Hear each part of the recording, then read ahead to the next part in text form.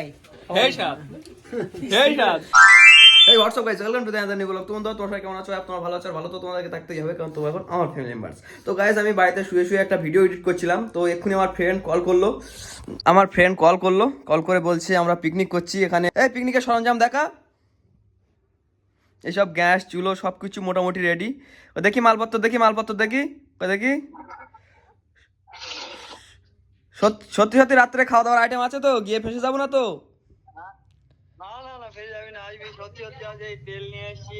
আচ্ছা আচ্ছা, কি খাঁটি তেল তো? খাঁটি সরিষার তেল তো?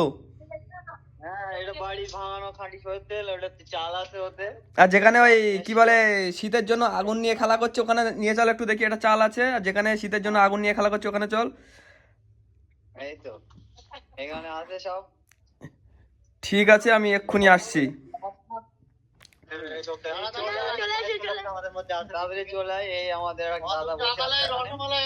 হ্যাঁ বাবিদা, কি বলছো? রসমালাই খাবে এই ঠান্ডায়?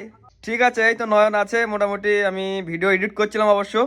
তো গাইস, আমি একটা ভিডিও এডিট করছিলাম, এক্ষুনি কল করছে যে আবার একটা পিকনিক আছে, চলে আয়, রাত্রে খাওয়া দাওয়া আইটেম আছে। তো এখন তো রাত 10টা বাজে, এখন আমাকে ফোন করে ডাকছে, তো আমি যা করবো সব তো তোমাদেরকে দেখাবো। ওই জন্য চলে যাচ্ছি আবার একটা নতুন পিকনিকের উদ্দেশ্যে। পিকনিক বলতে জাস্ট খাওয়া দাওয়া। তো গাইস, আমার যেতে একটু লেট হচ্ছে, ওই জন্য বন্ধুরা কল করছে। হ্যালো,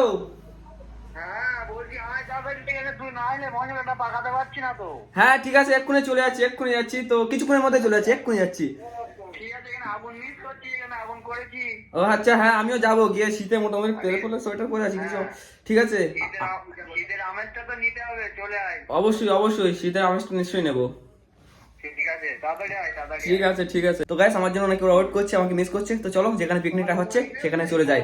আসছি, এক্ষুনি আসছি। গাইস, ফাইনালি চলে আসলাম এখানে। এই আগুন নিয়ে খেলা করছে এরা।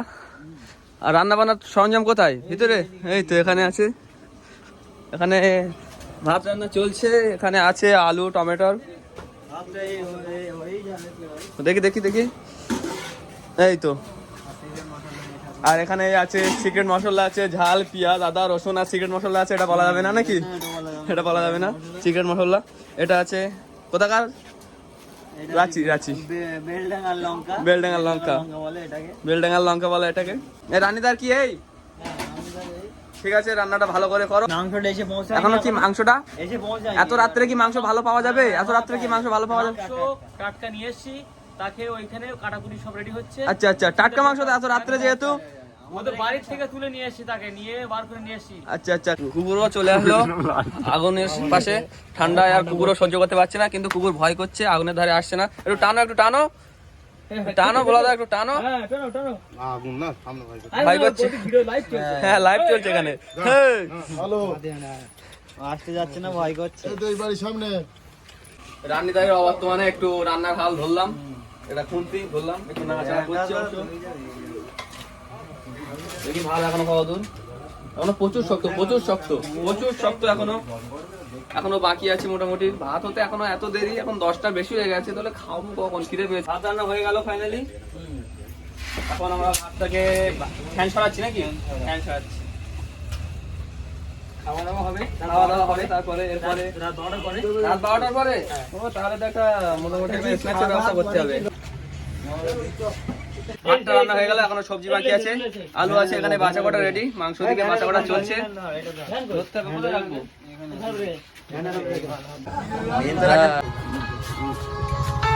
বলো কি এই মশলাটা তোমার বাড়ি তৈরি করা সিক্রেট মশলা? এটা তুমি যেখানে রান্না বান্না করতে যাও মোটামুটি এটা নিয়ে যাও, তাই তো? এটা সঙ্গে থাকে, এটা কোনো দোকানে পাওয়া যাবে না? আচ্ছা আচ্ছা আচ্ছা আচ্ছা, এটা রানীদারের বাড়ির সিক্রেট মশলা। এই তো আলু কাঁচা চলছে এখন। এ মোটামুটি আগের দিনেও রান্না করেছে, এখানেও রান্না করছে। রান্না বান্না এর একটু মনে হয় ভালো লাগে।